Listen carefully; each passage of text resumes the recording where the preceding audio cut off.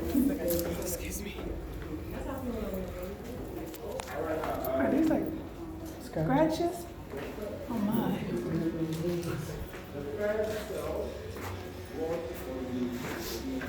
Did he tell you about the No, days? was So scratch- the slaves are trying to count the days. Oh. So these are the original like fingernail scratches. Wow.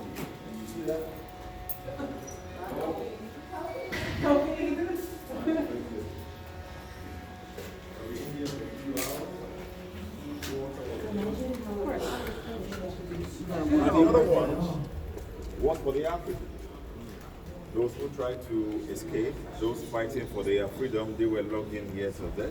No food, no water. Naturally. Now, that's why they have that symbol at the top. Cow and the cosmos. But what happened here, which was quite unfortunate, was that 10 or more people must have been locked in there expecting everyone to die. Naturally, it wouldn't happen at the same time. So you will look at the next person to you, dead or dying, waiting for your turn. You can't imagine the mental torture they had to go through. So let's get to the turn. Now, in the early part of the 1990s, before we had Panafest, and later on Emancipation Day, instituted as a tool to connect the Africans all over the world to come together. Prior to that, our chiefs had a ceremony here called Fihankra. Fihankra literally means that when you were going, you never had the chance to say goodbye. After that, they went to the United States, and upon the liberation of our brothers and sisters over there, when the chiefs came back, this flag came with them. So for us, as we walk through these dungeons, every single minute ought to be in the everlasting memory of the sufferings of our ancestors. We pray that those who die rest in peace. Those who live and want to return find their root. May man never be allowed to commit such a crime against man. And we, the living, we vow to uphold this. Now, this is urgent that irrespective of where we stand, as this story is being told, we carry the responsibility in making sure that evil of this kind never happen again. But I keep saying that for this to be true, each and every one of us need to identify a role that we can play in this struggle. And I believe that collectively we can make the impact we are looking for. Right? So for now, let's see the door of no return.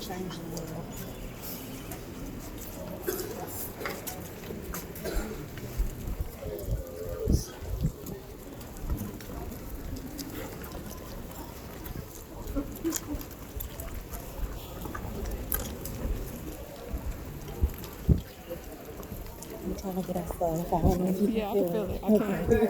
Thank you. Sorry. I was busy looking.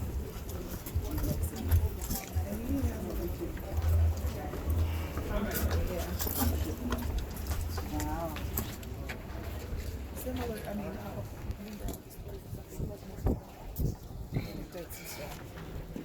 like with the brother and sister. Yeah.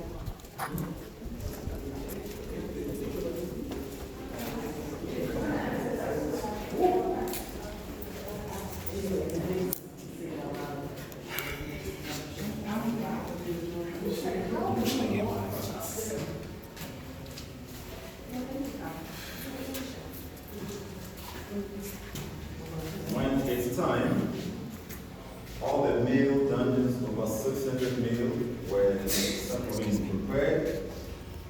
In some cases, they were branded. Now, with the branding, each merchant has its own way of doing it. Some will use alphabet, numbers, they will do this in the form of a metal, a stamp, put it in the fire, bend them, give them mark before they go. Now, as they were moving this to place, for now, when you get here, you need to watch your head. You take a step down, one step, and you go up.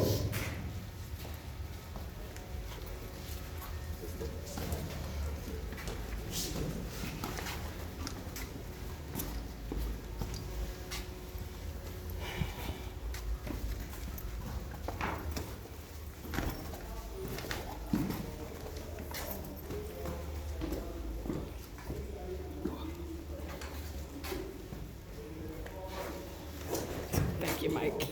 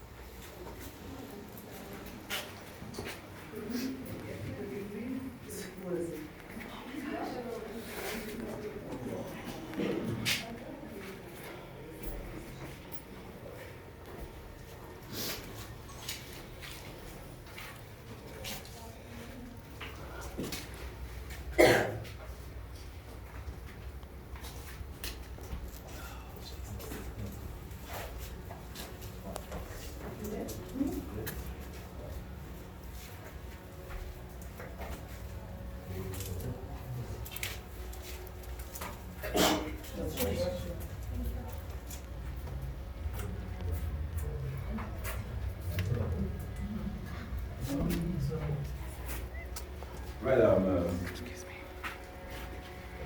let me say this before I come to what but I don't know whether you noticed this. From the main courtyard up to this point, the doors keep getting smaller.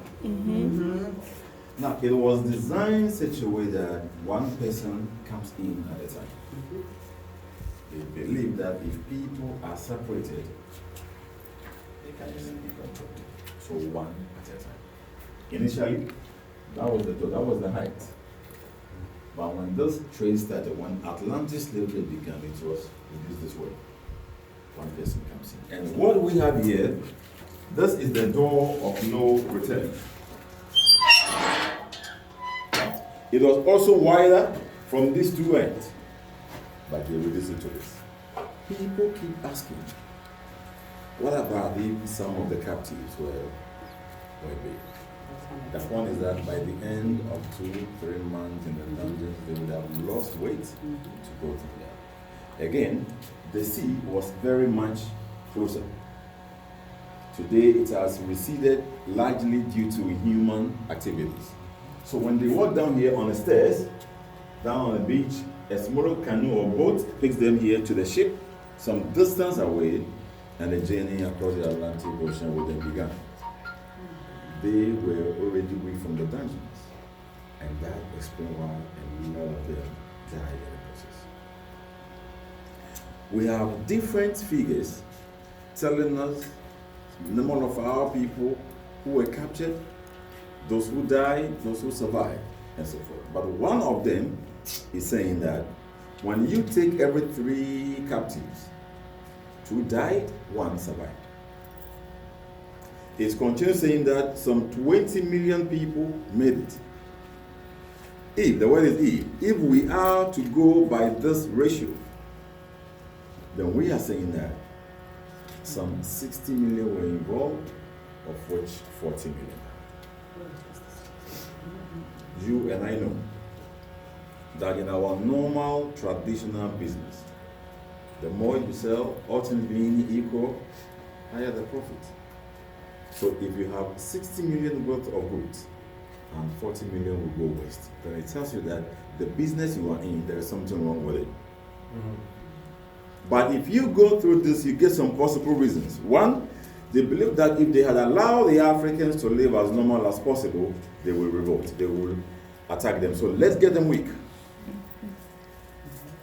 Those who go through all these difficulties and yet survive, they presume that they were the strongest who could do the work of it.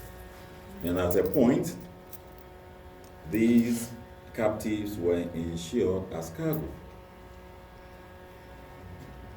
getting insurance from them. So the number of people who died in this place, especially during the Middle Passage, the insurance had to pay. So to them, it wasn't like they were losing. I will give you a few minutes. Those of you who like to make some pictures, tie in the wall, say a word or so, you do that, then we continue. And due to the lengthy nature of the tour, we've taken time having all these and the pages of books and so forth. You can get the copies as a second. So please, 2 minutes, do your pictures.